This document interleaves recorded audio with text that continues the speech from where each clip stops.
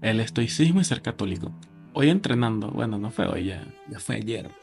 Un amigo me cuestionó sobre cómo pasé del estoicismo al catolicismo. Una transición que a mí me parece sumamente natural a los ojos de alguien ajeno al proceso de disciplinar todos los aspectos de tu vida donde tienes control, quizá no lo parezca tanto. Sin darme argumentos, pero sí generando dudas en mi cabeza sobre cómo responder a su afirmación, él me dijo que no le parecía coherente, donde para mí son dos elementos sumamente incluyentes. El pensar que el católico devoto es un ser estoico.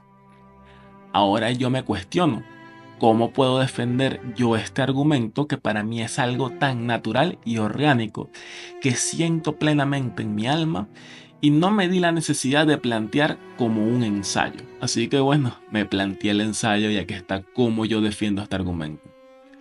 Primer punto, la percepción de los terceros a los católicos no practicantes. Desde que regresé a casa e incluso antes de hacerlo, mi mayor crítica a los católicos era que no estaban haciendo ruido sobre su creencia, sobre su fe, no estaban defendiendo abiertamente el nombre de Dios ante la decadencia moral del grupo, cuando quizás los protestantes tenían mejor marketing y a pesar de ser una minoría, eran una minoría ruidosa. De a pesar de ser la mayoría, cientos o miles de personas que llenan templos todos los domingos, ¿quiénes son los que realmente viven la palabra de Dios? Esa es mi pregunta. ¿Quiénes se encargan de defender el nombre de la Iglesia Católica con espada y dar guerra ante las blasfemias de los sectarios y de las personas de otras religiones que atacan de forma sistemática el catolicismo? ¿Quiénes se dedican a la apologética y están encaminados activamente a evangelizar? ¿Porque se ven más protestantes de distintas sectas en las calles buscando acercar a personas ignorantes a sus sectas en vez de católicos intentando hacer que regresen todos a casa? Como alguien que estuvo fuera por la mitad de su vida, yo compartía esa percepción también, la percepción del católico light, la percepción del católico sin calorías, del católico que dice creer en Dios y en la Virgen, pero que va a misa solo cuando le conviene, no practica ninguno de los sacramentos de la iglesia y tampoco vive de la mano de la palabra de Dios y sus normas. Entonces, al haber tenido esa perspectiva del católico, puedo decir que entiendo por qué se puede llegar a pensar que el ser estoico y el ser católico son cuestiones mutuamente excluyentes. Pero cuando ya regresas a casa, te das cuenta realmente que el católico de verdad es el que practica activamente el catolicismo. Así estés bautizado, así hayas hecho tu primera comunión, así usted vaya todos los domingos a misa pensando que eso te hace mejor persona, si usted se mantiene en pecado grave, si no confiesa sus pecados, si no tiene propósito de enmienda, si no quiere vivir la palabra de Dios y encaminarse en el propósito de querer ser santo, si solo practica una fe egoísta, adulterada, con tu perspectiva personal del mundo y tu propia moral, si no te sometes totalmente haciendo uso de tu libre albedrío a la voluntad del Señor, déjame decirte que eres más un protestante sin saberlo o un pagano, porque en tus obras y tus acciones no está el catolicismo, no está la iglesia y mucho menos Dios. Por lo tanto, los que dañan, por así decirlo, la imagen del catolicismo son los que se autodenominan católicos, pero no lo son realmente. Y al ser esta mayoría, dañan el trabajo de los católicos de verdad. Segundo punto. El mayor acto de estoicismo es reconocer que tu moralidad nunca será perfecta y que debes someter tu propio libro de normas a las normas que nos dejó Dios. Todos los estoicos en su intento individual y egoísta de intentar ser la mejor versión de ellos mismos en un momento de crisis, al ser ellos los autores de su propia moralidad, pueden cambiar las reglas de manera injustificada para argumentar el caer en el placer, en el pecado. luego vuelve a su camino de rectitud y nunca existirá un arrepentimiento genuino por lo que hizo.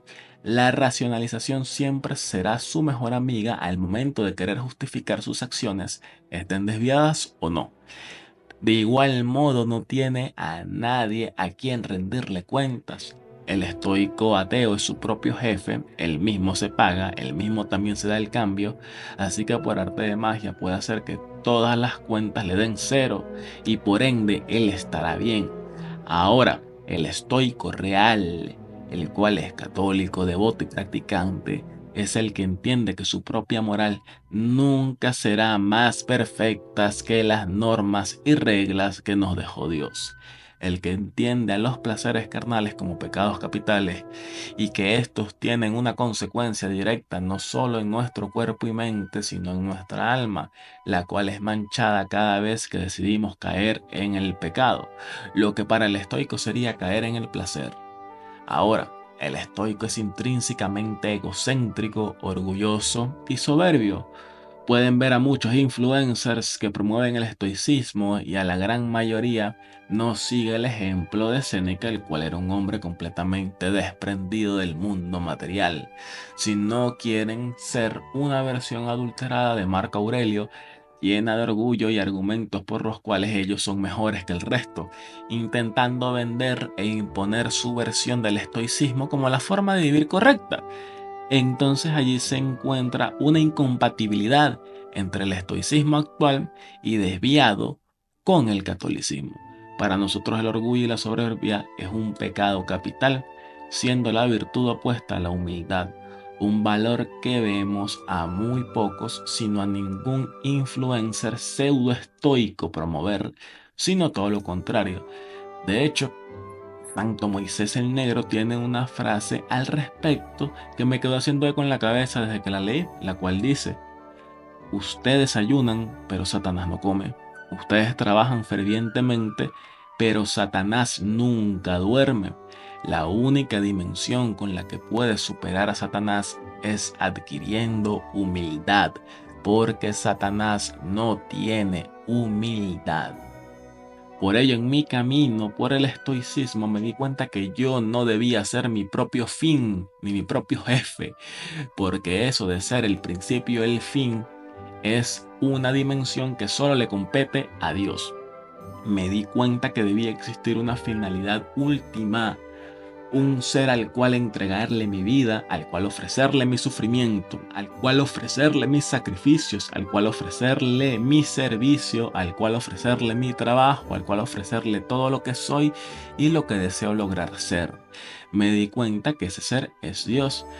Ya la historia de cómo me di cuenta que es nuestro Dios, Padre, Hijo y Espíritu Santo dentro de nuestra Iglesia Católica es otra cuestión, aunque esa historia YouTube me la censuraría, porque no solo al entregarle todo lo que yo soy a Dios, le doy un propósito mayor a mi vida, el cual me rebasa completamente, sino que le doy sentido a mi alma, a mi propia existencia y creación en este mundo.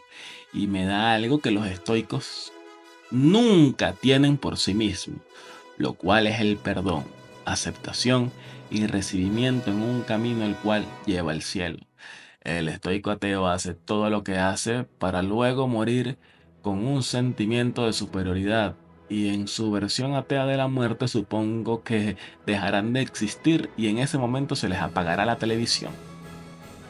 Lamento informarles que les tocaría infierno eterno o cientos de años en el purgatorio, al menos que se hayan arrepentido de todo corazón antes de morir.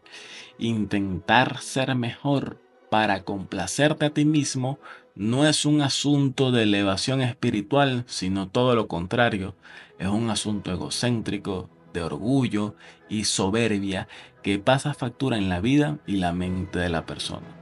Los católicos cambiamos eso para intentar ser la versión de nosotros que agrade a Dios, y la versión inherentemente va a ser la mejor versión de nosotros. Esa versión de nosotros que le agrada a Dios va a ser inherentemente la mejor versión de nosotros. y al hacerlo no solo obtenemos los beneficios inmediatos que podemos sentir en este mundo terrenal y temporal, lo cual se traduce en salud y bienestar, sino que le brindamos paz a nuestra alma, y al saber que estamos en el camino correcto, el cual es el camino al cielo.